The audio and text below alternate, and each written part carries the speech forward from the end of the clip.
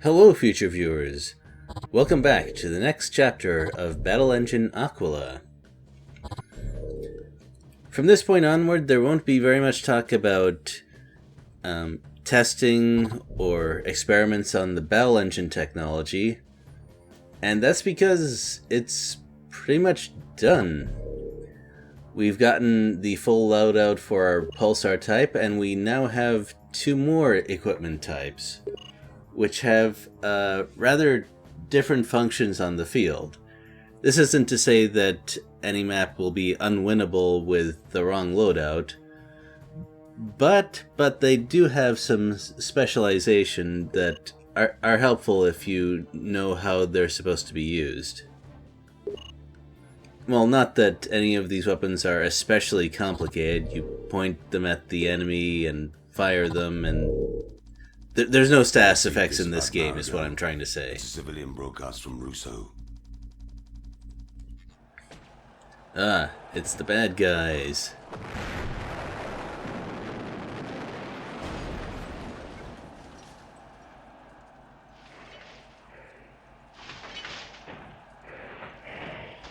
Oh wow, didn't even bother shooting. People had family in that mess, but I need you to stay focused. Focused? They're murdering civilians over there. Calm down, Hawk. We need you to stay cool. We're sending you guys out there soon enough, and we'll all have plenty of opportunity to even the score. Sometimes I feel guilty about showing these cutscenes to the internet. Well, this loadout is the spread bomb type.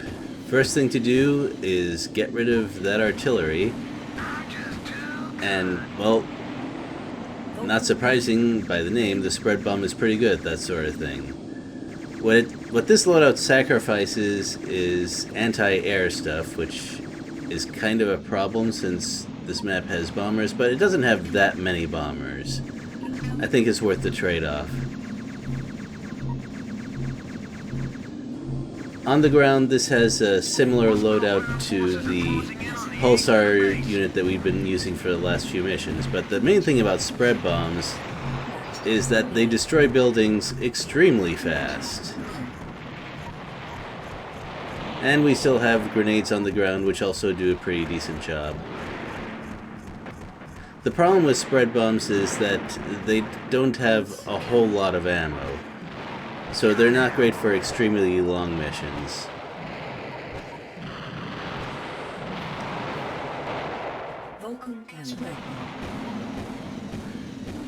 At least not if you want to rely mostly on the spread bombs to destroy things. Fortunately, this mission is very short. You just make sure your base doesn't die immediately, destroy their outpost, and that's it.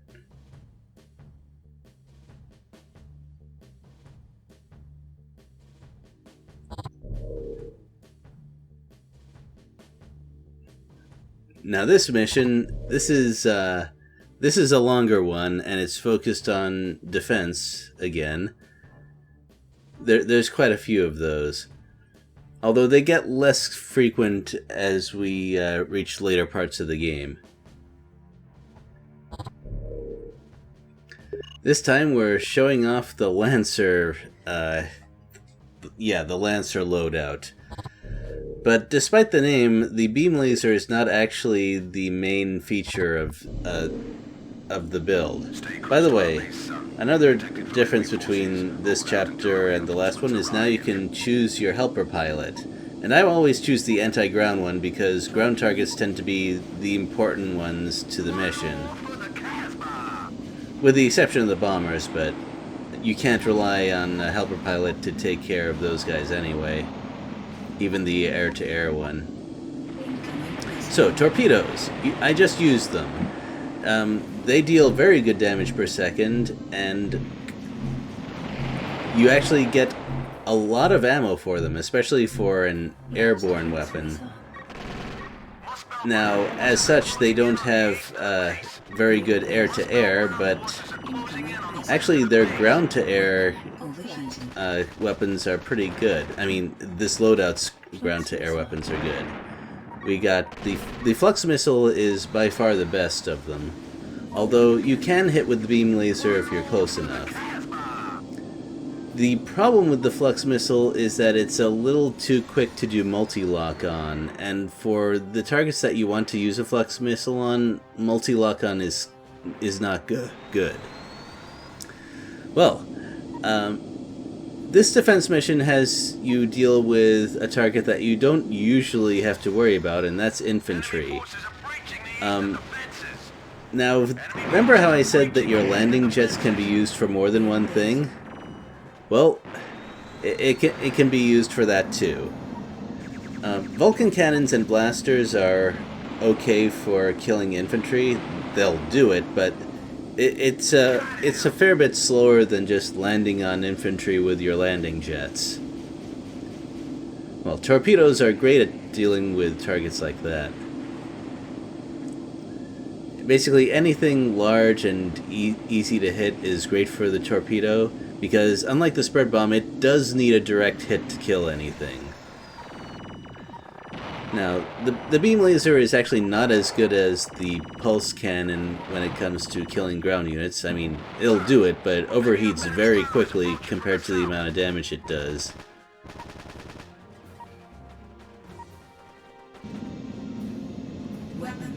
Fortunately, for targets like these, I don't need any special ground-to-ground weapons.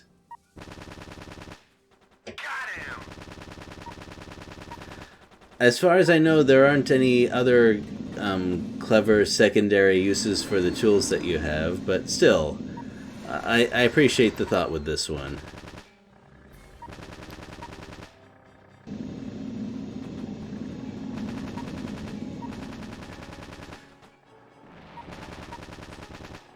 Oh, here comes some more bombers. Now, another feature of the blaster, which is an improvement on the Vulcan cannon, is that it can kill tanks reasonably well. Also, I completely wasted an augmented beam laser shot, which is kind of a shame, but, well, no use crying about it. Also, I lucked out a little bit with these bombers. They kind of took a strange path. I think some allied fighters kind of threw them off a bit.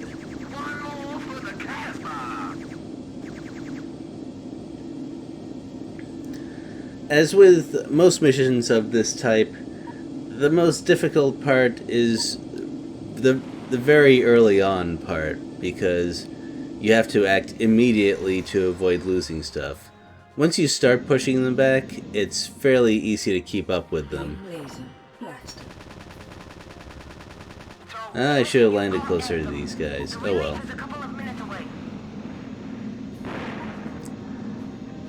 Now, your unit is not the only one with this idea. Later on we're going to face large units that have flamethrowers near the legs to simulate that sort of thing.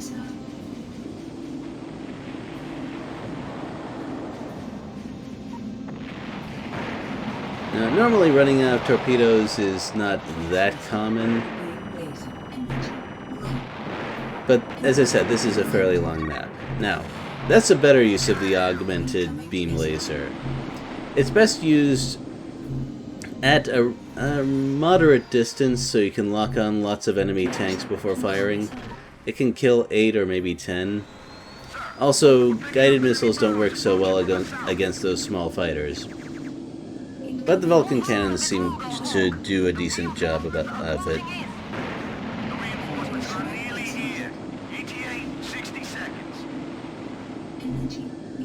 Well, since this is a survival mission, which you cannot end early, the S rank, or I guess in my case, a bit less than S rank, is achieved by destroying lots of enemies. I actually think I would have done a better job of that with the default Pulsar micro missile unit, because I can kill the bombers faster and then use grenade on bomb targets, and it's overall more effective. Now, this isn't to say that the Lancer unit is bad. It does have some very nice uses to it, especially, once again, with the smaller maps. And we're going to see one of those towards the end of the video.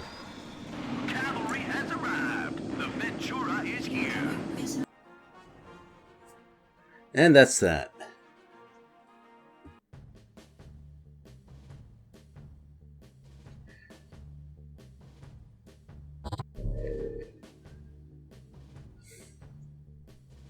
Now that we've dealt with a defensive mission, we're going to take on a more offensive mission. In addition to fighting a whole bunch of ground units, we have quite a few buildings to destroy, which means we're going with the spread bombs. And even though this mission is a little bit longer than the last one we used spread bombs on, that's fine. We will have a solution to that. I only have time to deal with this infantry here, but the reason that infantry could have caused a lot of problems in the last map is that your allies, if they're not infantry, have a lot of trouble noticing and shooting at enemy infantry. So if they were left alone, they would destroy some turrets and cause a lot of rank decrease and fail the optional objective, and we can't have that. Also, while the blaster is a competent ground-to-air weapon, it overheats very fast, so I wouldn't call it a primary like the Vulcan cannon is. You people are never happy.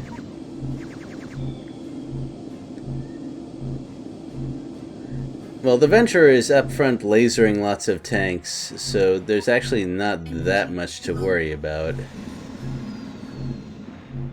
enemy defenses are starting to cave in.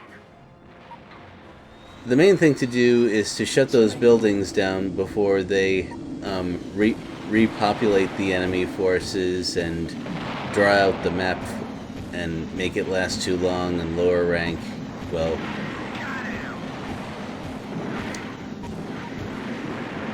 also, maybe I shouldn't fire spread bombs point blank while flying into a building.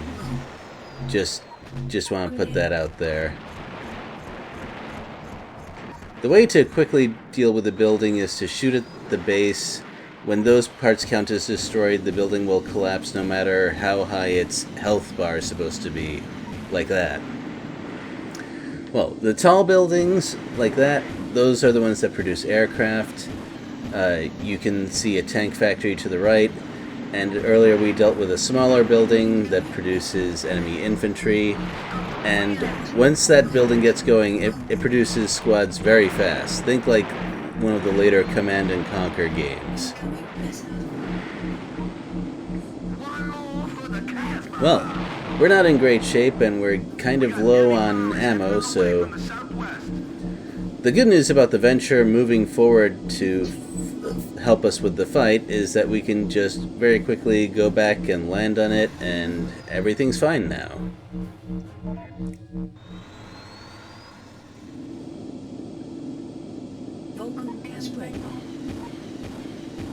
So, all that's left now is to clean up the forces that are left after the enemy base has been destroyed.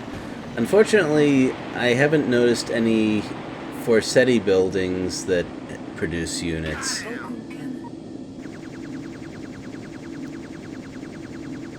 That's a disappointing oversight, because one of the things I kind of like about the game is that, aside from that, the factions both have a pretty full set of vehicles. Okay. I don't know, after playing this game for a while, I keep thinking that this game might be a perfectly competent real-time strategy game without the whole battle engines stuff. But decisions like that make it fairly obvious that that was never really the original intention, so it's more of a headcanon sort of thing.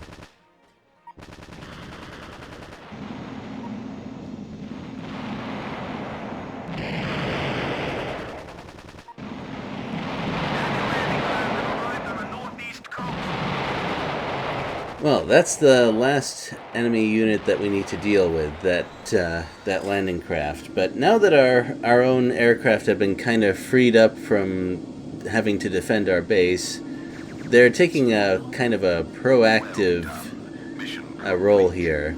I didn't even have to shoot that thing. That's one of the things I appreciate about Allied units. They aren't just... Okay, they are kind of there to get destroyed so that you know how serious it is, but they try. They try. And now we have the final mission of the chapter. Don't worry too much about this one. The one caveat is definitely take the loadout with the torpedo, because that's going to be very helpful here.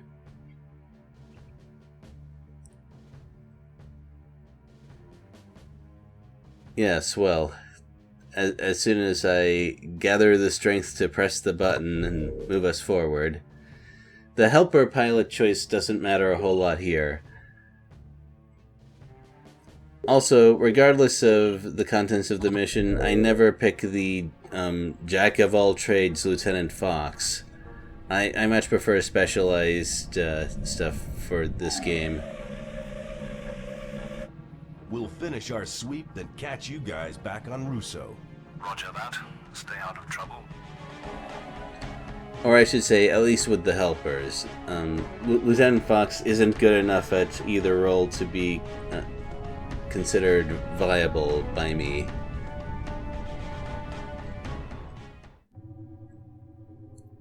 We're picking up a huge power surge from that island. Oh, we got another boss fight. I don't know. Oh wait, why am I saying another? This is our first real boss fight here. Clear, son. It's opening up to shoot at the Venturer, and, well, that was its first and last mistake because, because I can do that.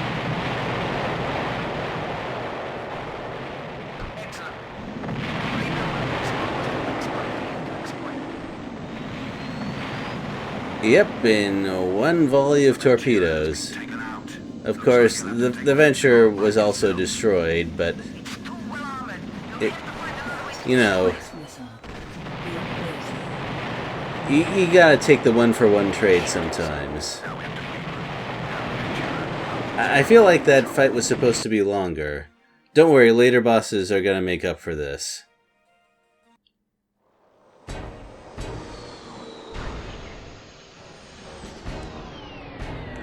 Now, even though I was a little bit casual about what happened, I'm kind of surprised that our hero is. I mean, he kind of served on the Venturer for a short time. Probably knew some people on it. But no, he just steps out of the battle engine, looks up with a smile at whatever. I hope that no one watching this thinks that I'm playing this for the story. Gameplay is not bad. And I will see you next time.